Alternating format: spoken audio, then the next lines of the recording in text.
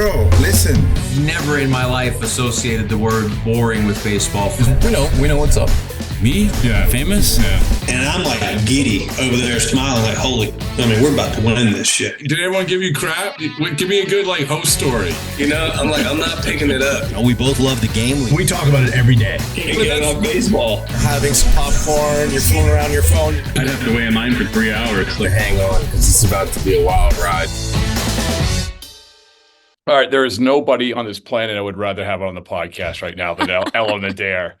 Thanks so much, Rob. Oh my goodness, it's so good to see you. It goes so good to hear from you. And it's not baseball season till we talk. It's official. It's science. So, great. Yeah. Well, I'm glad we got it in before May. I know, but I feel like it's funny, Ellen. Like we go through last year, and everything was so new. We forget that, right? We were like. We had been shot out of the WBC canon and into this world of what's going on with the pitch clock and how are we going to do this and violations and like all of it. And it seems so long ago. And now we're sort of just settling into the great game of baseball. You having a good season so far? Sure. Yeah. Look, I'm always happy when it's baseball season, and the Phillies are certainly looking better recently, which has a lot to do with my feeling particularly personally happy. Yeah, I mean, it's been I think a complicated season for baseball fans as a whole, and I don't need to delve into the pitcher injury discussion that has been dominating the baseball airwaves everywhere. Yes, I sort of feel like with what you said earlier, I'm like, oh, have we been settling into the pitch clock? I don't know if we have. Oh my goodness. So I was not planning on this, but I have to because we just had Rich Hill just on today. Rich, and we've had on Kenley Jansen was on the other day. Ben McDonald was on also last week. And Alan, it's one of my favorite questions, and I wasn't going to ask you because the topic of this podcast was going to be state the case for the Phillies being the best team in the NL East, maybe the best team in baseball. I'm still going to try. You're going to do an awesome job. And but first, before I deviate from my initial deviation, I want you to promote. This is the most important thing because I do truly value you coming on and anything we can do to help you. I want you to tell everybody all the good stuff that you're doing. Oh, sure. Yeah. Well, a couple of exciting things. My podcast, Take Me Into the Ball Game, is now on Pitcher List starting at the beginning of this year. So you can find that on the Pitcher List baseball podcast feed. There's a fantasy feed and there's a baseball feed. So it's on the baseball feed. So that is exciting. I am a huge fan of everything that Pitcher List does. And I highly recommend to everybody that if you are not familiar with the Pitcher List player pages, go do yourself a treat and take a look at them. They're the most fun. They're the best. And so that's one thing. And then another thing is that movie that I'm in called Herd, which I think is a really beautiful zombie movie. It is. It sort of encapsulates the two halves of it. It's great. That will be exclusively on Shudder starting in May.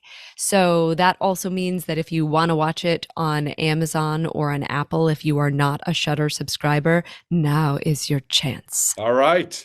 Excellent. Two excellent. I mean, I'm excited not only for the projects, for what they represent, but also for you. I like to see you happy, Ellen. I have one more thing actually that I should promote, which is that I am the audiobook narrator of Keith O'Brien's fantastic book, Charlie Hustle, about Pete Rose. It is a fantastic book. I think it is compassionate but clear-eyed. He puts every bad thing in there and every good thing. I think he does a great job of making the baseball really soar and be beautiful, and also the sort of off the field things about Pete Rose exist in their full horror. Maybe that's a strong word. It's great. It's an absolutely fascinating biography. And if you prefer to listen to your books instead of read them, you can listen to me read the book. Oh my goodness. First of all, have you done that before? Have you done an audiobook before? It is, I'll be honest, my second ever audiobook. The first ever one was Why We Love Baseball by Joe Posnanski. Oh, those are two pretty good ones. Two And pretty good ones. As Keith O'Brien pointed out to me, 100% of the books that I am the audiobook narrator of are New York Times bestsellers. So just putting that out there for anybody else who has a baseball book that they would like me to be the audiobook narrator of. so it's too late to do a damn near perfect game. LJ Gansner did it for our book with Joe Kelly. But I have such an appreciation for the art of the audiobook of to do it. And I can see where you will be excellent at it. And I am marvel at, LJ's was unbelievable. Like, other than saying Devers instead of Devers, it's a lot of words, but still I marvel at it. And I've told this story before. Initially they wanted, they said, okay, Joe, can you get Rob Lowe to do it? And it's like, no, well, for what you're asking, no. Yeah. It's like, second of all, Joe, can you do it? He's like, I'll give it a whirl. And I remember Ashley, his wife, saying, yeah, I heard him in the other room it wasn't happening. It wasn't happening.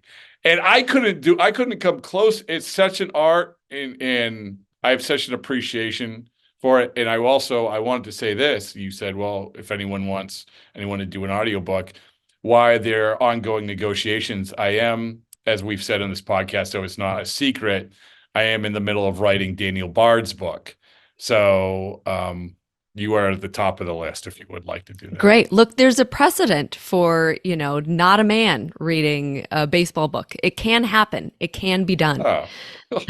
I mean, it's listen, man, it doesn't make a difference. You're excellent at what you do, and you love the game. And I think that's also, along with being articulate, along with actually having interest in the book, you also have interest in the subject and the overall subject, which is the great game of baseball. So that was my third deviation off a second deviation. But before we get into the Phillies, I've been asking this, as I said, Ben McDonald, Kenley Jansen, Rich Hill, just in the last week or so. I said, listen, pitcher injury epidemic, power rank. Give me the power rankings. And usually what they do, about power rank the reasons for it. Oh, I love it. Yeah. And so usually what has happened, when I say usually, every single time what has happened, they get to one. And then just that, I get the other, like they have their one. And Ellen, one of the things is really interesting is that the one, like, they're all different. Like they're all, I mean, they all understand we have the top 4 or 5 reasons, right? But, so I'll ask you, if you want a power ranking, or if you just want to give your top and say, this is the reason I think it's all these pitchers injuries are happening. Yeah, well, there are so many factors, and I do feel like I could give you a legitimate power ranking if I had had a little bit of time to think about it. But I think the number one for me, coming in at number one, that is essentially the church of max effort and max velocity, I think is the number one thing that is to blame for this. And I think that's so difficult because I think it's essentially a genie that cannot be put back into its bottle, right? This is what we have as a sport. Players are so optimized, right? There's so much information for them about how to get the most out of their bodies and the most out of every single one of their pitches. And they are taught this, I don't know, maybe this is number 2, right? So number 1 would be max effort and max velo at the major league level. Number 2 would be that kids are taught this from a very early age. I just need to figure out how to throw 95 because otherwise I'm never going to make it, right? So I quite understand this, right? If there were a way that I could know, actually, maybe I can make a direct analogy as an actor. If there were a way that I could know that I was going to do a great job in a movie, but I might injure myself, I would still totally do it, right? And actually, like, I have a bevy of physical problems because of like my own version of max effort in certain different TV shows and films that I have done. Like filming Herd, I tore my hip flexor. Oh, Yeah, oh, yeah. oh. And because it was just like 12 hours of carrying somebody and running, but I was like going all out every single time, right? Because like I wanted to look good and I wanted to be good. So all of this is to say I'm not trying to create too much of a parallel. It's just to say I don't fault pitchers for being like, no, look, I'm just gonna hope that I'm gonna get Tommy John when I get to the major league level, right? I'm just gonna do my very best to figure out how to harness my body to throw 95 at least, right? Ideally 101. And if I have to get Tommy John when I get to the major league level, then like so be it, right? Like I made it, right? I will do anything. I totally understand that. And also, it's not like you can necessarily just tell every single pitcher, well, you should really throw 93 for your health, because now hitters are also optimized. And that's a genie that you can't put back into the bottle, that hitters are able to catch up to 101 sometimes, right? Mm-hmm. So I think that's why it's such a difficult problem to fix. And the fact that now you have young kids starting to have that mindset, and also I think having a mindset where they are fairly early on being like, I'm going to be a baseball player and I'm going to be a pitcher, as opposed to playing a bunch of different sports, keeping their athleticism up, but not necessarily focusing on the same repetitive motion. I think that would probably be healthier for young athletes, to take a break from specifically whatever is the repetitive motion in one particular sport, or the possibility for injury in one particular sport. But I think this is in our society generally. I don't think this is just baseball. I feel like people are getting professionalized younger and younger, and there is a stronger emphasis on, I wouldn't say just professionalization, but like on already being a grown-up at younger and younger and younger ages. And so it's not just a baseball problem, in my opinion. It's a demand that society is making of children, that they be grown-ups already. And then when they are grown-ups and they're not exactly the kind of grown-ups that we want to be, then yelling at them for like not being exactly the kind of grown-ups that we think they should be by 25. And it's like, well, yeah, but you were sort of forcing them to be 25 from the time they were 8. Anyway, so that's in baseball. I do think somewhere on the power ranking, somewhere, I think it's towards the bottom, but I don't think it's not on the power ranking, is the pitch clock, right? Okay. So many people are like, oh, it's not the pitch clock at all.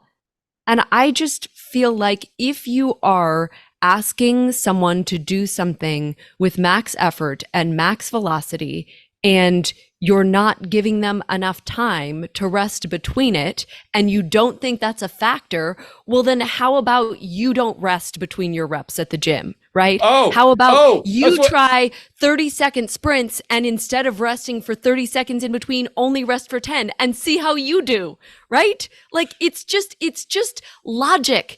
And the fact that rather than sort of going forward with the pitch clock that we had last year and being like, well, okay, let's get a little bit more information about how this is impacting pitchers. They're like, no, we're going to roll it back. We got to make sure that the games are even faster. When everybody was like, the games are good. The games are fast enough. So like, that's a thing. That's the thing. Rolling back the pitch clock is the thing I'm just like white hot furious about. We didn't need it. The games were fast enough already. We didn't need it. It's just, I don't know. I if anything, I would like them to keep the pitch clock. I know everybody loves the pitch clock, but just actually give them more seconds and provide a couple more moments when a pitcher can really get like a couple of free passes per game that don't count as a disengagement, to just, center themselves. That also doesn't have to be the catcher doing a mound visit, right? It wouldn't add that much time to the overall game, and it would just make the whole thing so much more humane. As you can see, and I'm just like, I'm coming out of my skin. I'm so excited because everything you just said encapsulated the 3 or 4 guys who I mentioned. Like, honestly, like everything from the weightlifting analogy was what Kenley Jansen said. He's like, can you imagine weightlifting? And then say, hey, hurry up. let's go, lift harder, faster, harder, faster. Next thing you know, you're going to be blowing out because you're lifting harder and faster. Your technique is off, and he integrated. He's like also just the oxygen levels. You have to calm, you have to breathe, it goes to your muscles and everything else, and then things that you were talking about with the kids and Rich Hill said at the top of his list, volume about just simple volume, the amount of volume. And I pointed out or somebody had pointed out to me that look at this era of pitchers who are getting hurt. Like, this is the specialization. This is what Spencer, I keep bringing up Spencer Strider. I feel terrible, but he's the first one. But he's one of the best pitchers in baseball, and we lost him for the season. Right?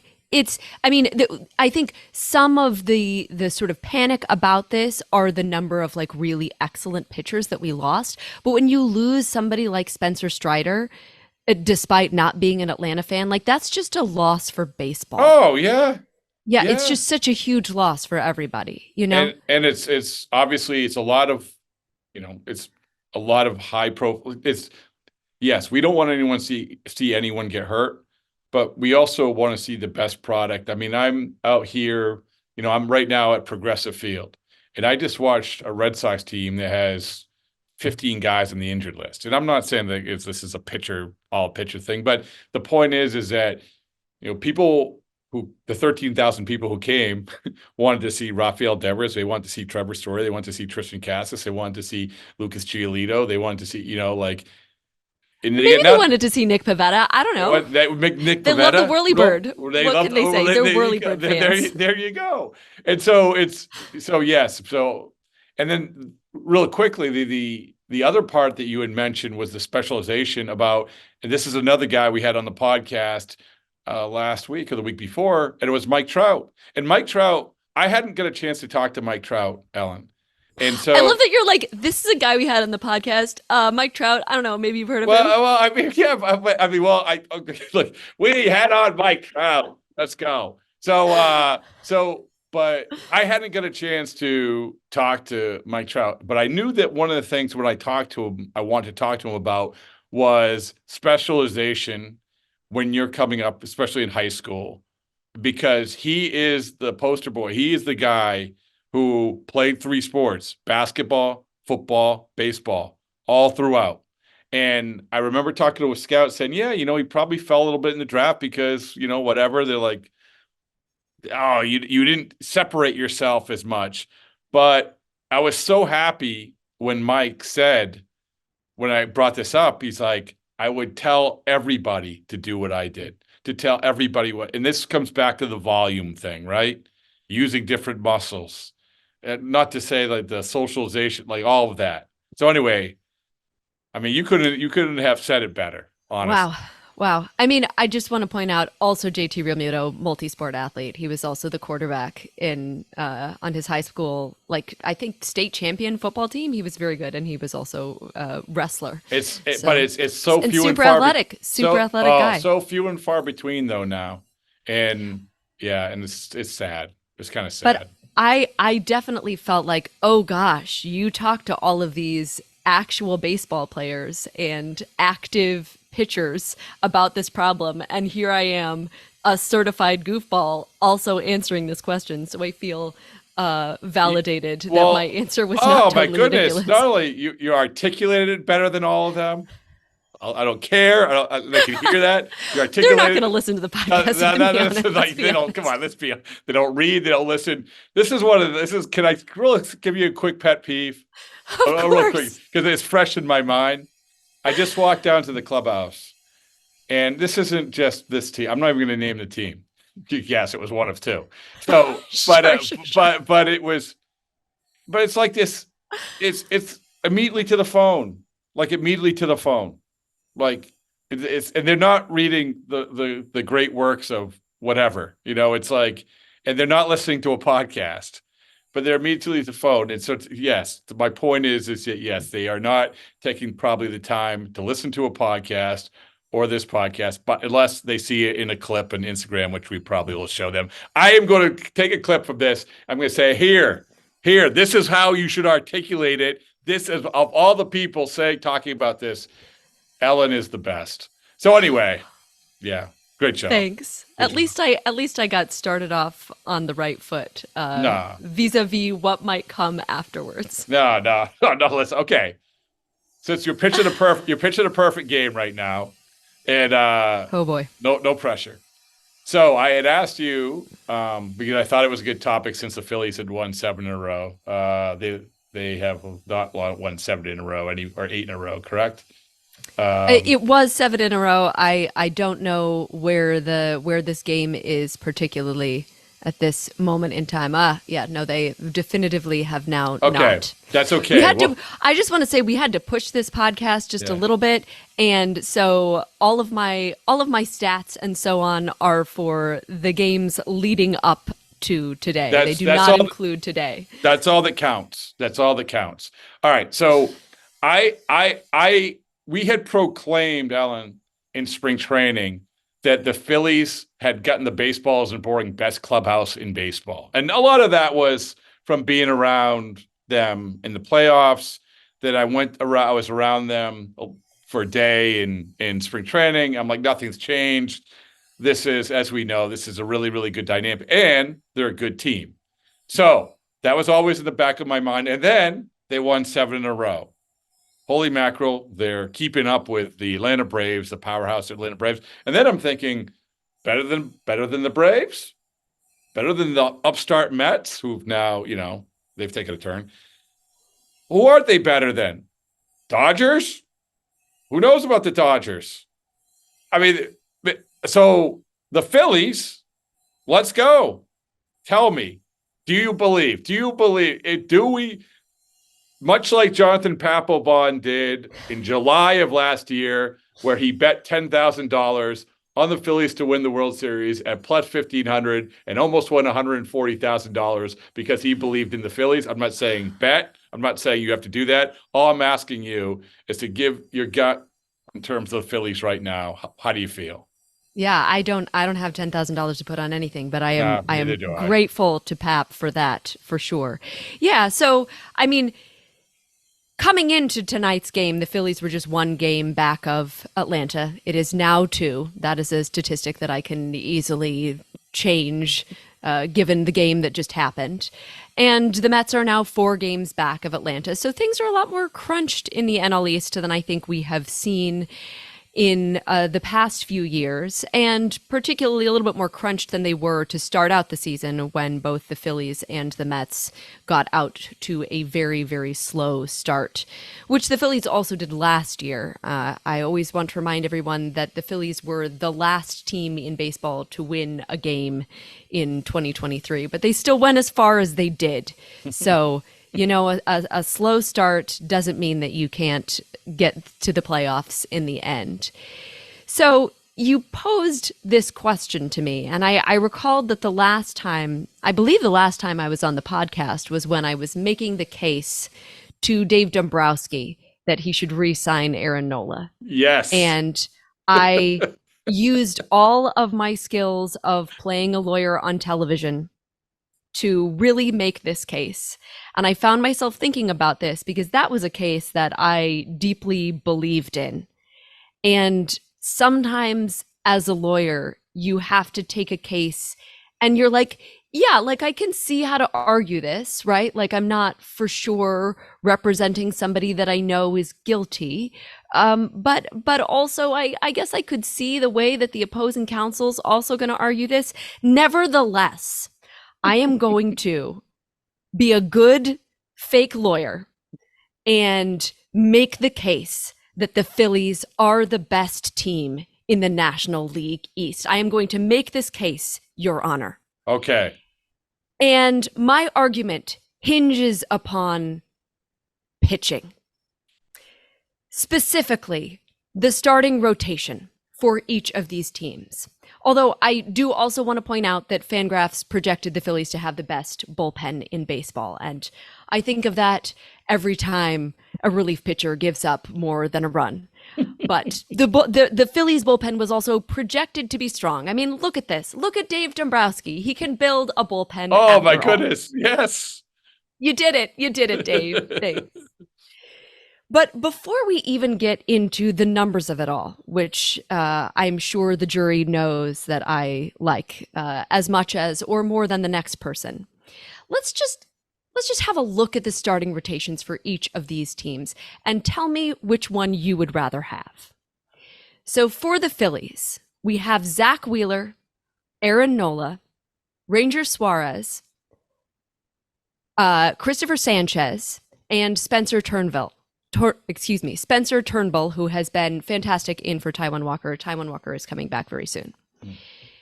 For Atlanta, obviously the thing that we were talking about earlier, you have to say that losing quite possibly the best pitcher in baseball in Spencer Strider has really changed their rotation outlook generally. So you have Max Fried, who has, in the words of my friend Scott White at CBS, not looked right. I trust Scott White not only because he's Scott White and he's a genius, but also he's an Atlanta fan, and I know that he's watching every single Atlanta game because, believe it or not, I have not personally watched every single baseball game that has happened for every single team in the 2024 season. Shocking, but true. Okay, so anyway, you have Max Fried not looking right. You have Chris Sale actually looking like himself, more or less. You have Charlie Morton, who is 40 years old. I'm just going to leave that there.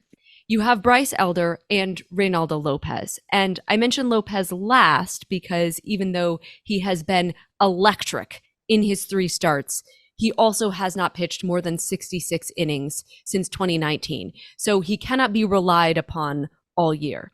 So that means you're going to be looking at AJ Smith-Shawver at some point, which is fine. But if anything happens to Chris Sale, who is, as I'm sure you know, as well as any other person alive, always visited by the freak injury fairy, Yes. or Charlie Morton, who is 40, which is a fine age for a person and a difficult age for a baseball player, then you're really in trouble. Next, the Mets. Luis Severino, who has looked much better in his last couple of starts, but his stuff still doesn't look like he is 2022 Luis Severino. Then we have Jose Quintana, Sean Manaea, Jose Butto, and Adrian Hauser. And yes, the Mets will get Kodai Senga back at some point, but the return of Tyler McGill and David Peterson doesn't make me feel a lot different about this rotation. So which of these rotations would you rather have? That's my question for you. Not even close. I mean, it's so far. I mean, I'm not even so far. If you could end the trial right now. I mean, it's and because I know this. If you're going to pick one element, this is sort of like if you're gonna get in front of the jury and you want to nail the case early on in the world of baseball, you start with the starters.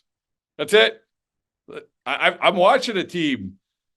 The Red Sox have like these lineups that they have a total of $7 million in a total between all 9 players. But they're hanging in there because of this insanely good starting rotation. This is how it works. Yeah, so, astonishing starting rotation. Yes. Yeah. So anyway, yes. So you had me at starting rotation. Yes. Excellent. So now I've got some numbers for you. Yeah. Phillies pitching. This is starters and relief pitching. All pitching leads all of baseball in Fangraphs WAR at 4.4. The Red Sox have just slightly slunk to number 2. I'm sorry, losing Nick Pivetta and Garrett Whitlock. It makes me sad also. I love them. But to compare these to the other 2 teams in the NL East, the Mets are at 2.5 FWAR. Again, Phillies at 4.4, and Atlanta is at 1.7. Philly also has the best team ERA in the National League at 3.29. The Mets are not that far behind at 3.56, but Atlanta is at 4.09. If you are like, well, yeah, but that's just what happened, that doesn't necessarily demonstrate the skill of the pitching staff. Philly's pitching staff also has the best, this is one of my favorite stats of all time, strikeout minus walk rate. So Philly has the best K minus BB in the league at 17.5%. And I'm a huge fan of this stat. Atlanta is at 14%. That's about average. And the Mets are, tellingly, at 12.9%. That is 5th worst in the National League. I feel like And almost like I should have flip-flopped the Mets and the Nationals at this point. Like, anyway, I don't mean to the Mets interrupt have you. been so hot. Look, I mean, Right. in the Mets' defense, you know what I mean. Like they took 2 of 3 from the Dodgers. They swept Pittsburgh. They took 2 of 3 from Atlanta, right? Which I think huge bragging rights for Yeah. Mets, and I feel like Atlanta And they're should maybe they're feel feeling bad good about about that. themselves. Yeah. So I mean, I say that, and this is a testament to you of what you've already done. You've already buried the Mets for me, right? Great. And you put the Great, I'm gonna Phillies. keep doing that. You put the Phillies way up here. But go ahead. I apologize. Go ahead. No, not at all. So these excellent stats have to do with the pitching staff as a whole, but it is particularly borne up with the Phillies starting staff, which is first in baseball in FWAR. It is first in the National League in starting ERA and second only to Boston there, with the Phillies team ERA for starters being 2.14, while the Mets are 18th and Atlanta is 23rd in starters ERA. Ooh. Yes. Ooh. If you are a Sierra fan, Philly starters have the very, very best Sierra in baseball at 3.12. Again, sorry, Red Sox. Or perhaps you like strikeouts. Best in baseball strikeout rate at 26.2%.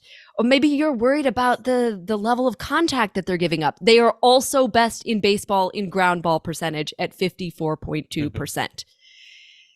So in terms of strikeout minus walk rate, Atlanta is 12.8%, and the Mets, if you had already buried the Mets, but if you hadn't already buried the Mets, 8.5%, 8.5 K minus BB. Only Houston, I mean, other podcast, What is Going On in Houston this season, and Colorado are worse than the Mets. The A's and the White Sox have a better K minus BB than the Mets starting staff. Sorry, Mets. Man. Sorry, Mets. Sorry, Mets. Yeah. I mean, this is not this. All the feel goods for the Mets. You just buried them. You just absolutely buried them. No, there you go. I mean, that's your job. That is your job. Look, I'm a lawyer for the Phillies. What can I say? I'm just here to make my case. And I do understand that the opposing counsel is probably going to make some sort of a point about the Phillies facing some inferior competition. But Atlanta split their series with the White Sox, right? A sweep of no team is a fait accompli. And I want to just shout out how spectacular the Phillies starters have looked in the past week. I think that it is more than just a sort of inferior competition. And the thing that makes me think that is the strike rates. I'm a huge fan of strike rates. I think strike rate, it's fairly simple. You can do the math yourself with the box score. But I think that they're incredibly indicative of like what the pitcher is doing. So Aaron Nola, 72.5% strike rate. Zach Wheeler, 71% strike rate. Christopher Sanchez, 72% strike rate. Ranger Suarez, 70.5% strike rate. Okay, Spencer Turnbull had a 62% strike rate, but that's about average, right? So like 70 to 75% strike rates, like that's the best that you see in baseball anywhere. Mm-hmm. And a lot of these things were driven by both high zone percentages and high swings and misses out of the zone, not wholly one or the other, right? Because I feel like if it's just one, you can be like, oh, they just filled up the zone and they weren't getting punished on it. Or if it's just sort of swings and misses out of the zone, you can be like, oh, they were just fooled on this. But I feel like the starters are dialed in. And here is a fact from my friend John Stolness at the Hittin' Season podcast.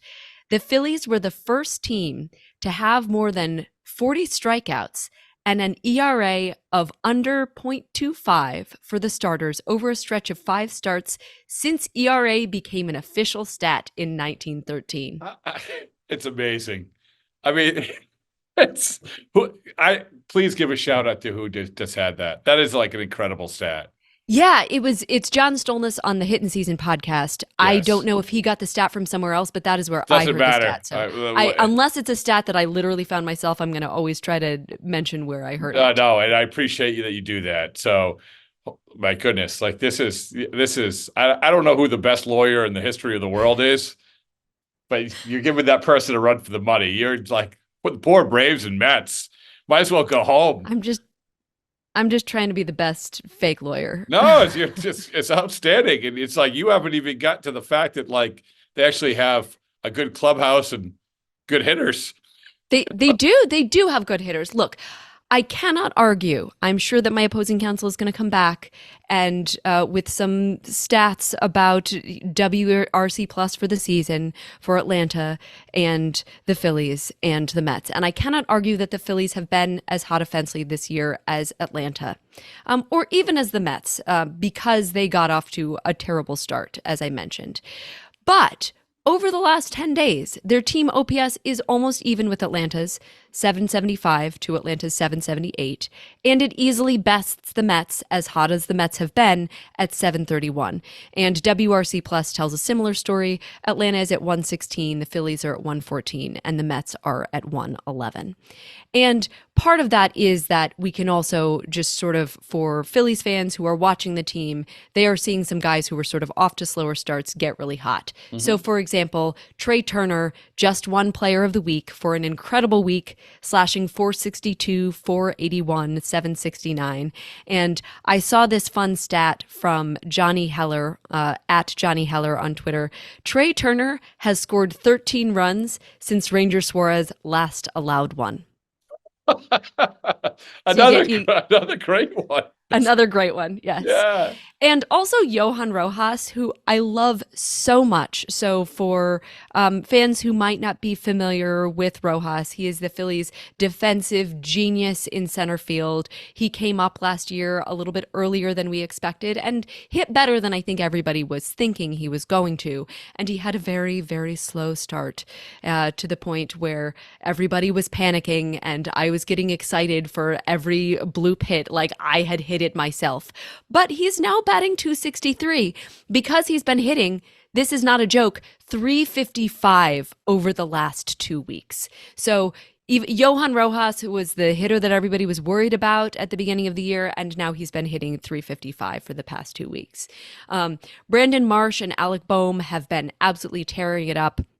Boehm has an OPS of almost 900. Marsh is at 850, and definitely, I think, making the case that he should be starting every single day. Just brief PSA that I'm going to work into my case here. And early in the season, Harper was basically either hitting a homer or doing nothing at all. And Real Muto has had a slow start still, and Castellanos has been not great. And Schwarber hasn't been good. No, he has been good, but he just sort of hasn't been like beast mode Schwarber. So I say these things just to point out that the Phillies have been, the stats that I mentioned earlier are even without all of their offense clicking on all cylinders. So I feel like Atlanta fans can say, hey, look, you know, Acuna hasn't quite been Acuna. Olsen hasn't quite been Olsen. There's another gear for these guys, but there's another gear for the Phillies guys too. So I do have to say, like, do I trust Atlanta to outslug whatever their pitchers are doing? Yeah, actually I do. Sometimes honesty makes a case, helps you make the overall case. So that's okay.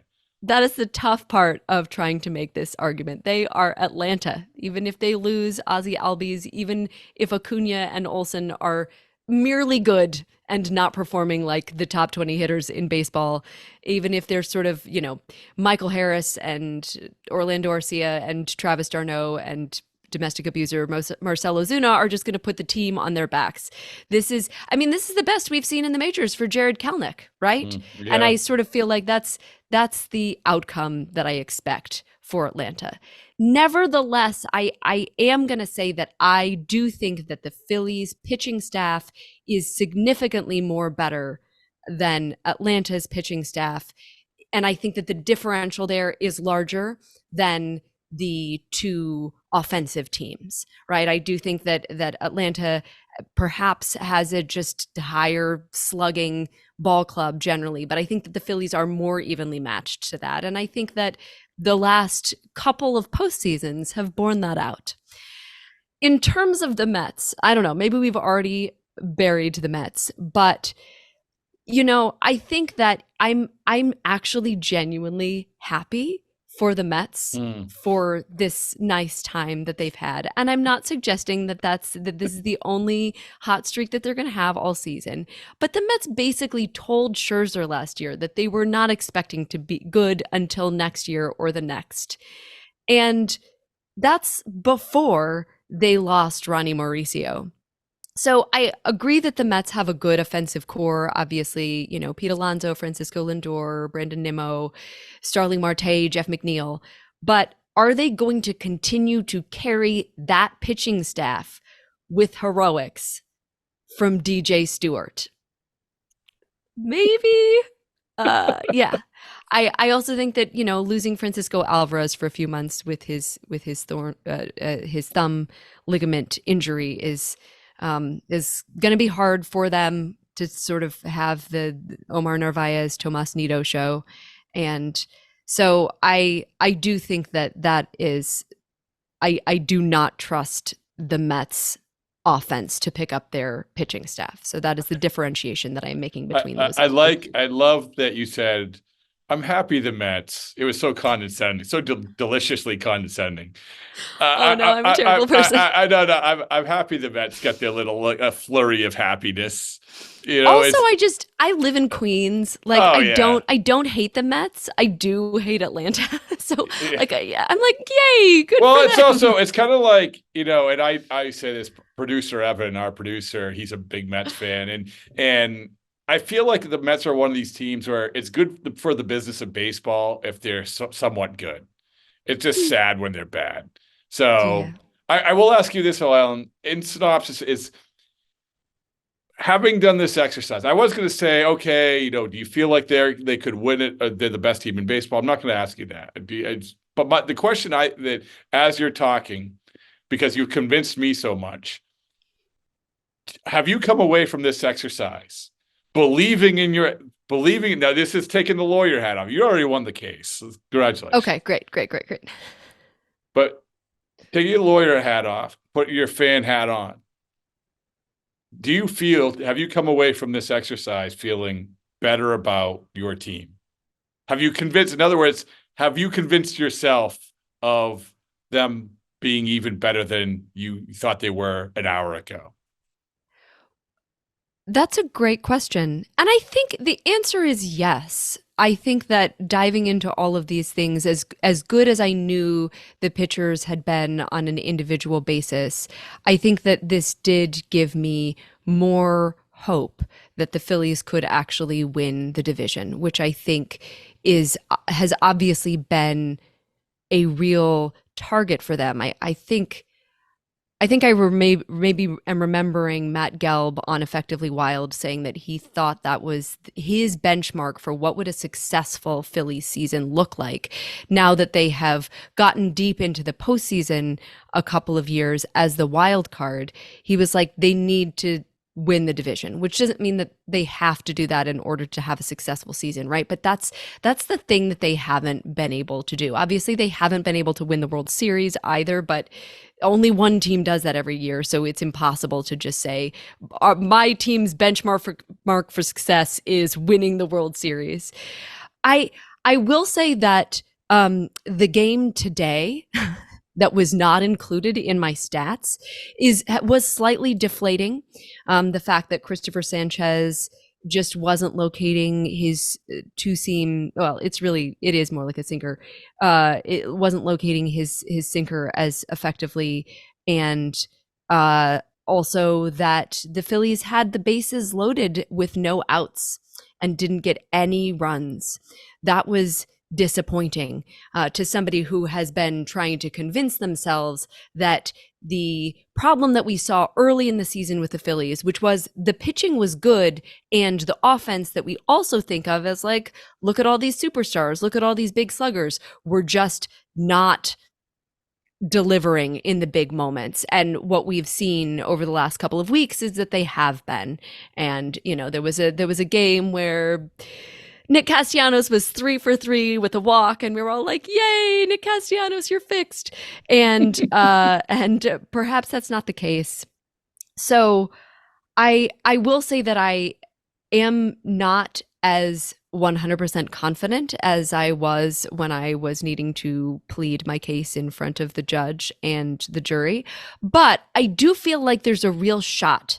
I do feel like it is not necessarily the case that Atlanta inevitably has to run away with the division. And unfortunately, I think that the injury to Spencer Strider is a real factor in preseason prognostication about the fact that they were going to run away with it. I feel like it's right. You never want to be like, oh, we've got a chance because, and obviously they're also dealing with an injury to Ozzy Albies, and the Phillies have been lucky to be like pretty healthy so far. Oh my God, knock on like everything that exists. But that's the kind of thing that I think does open the door for the Phillies to maybe make a real run at the division. And I think that's where I'm going to come out as a fan.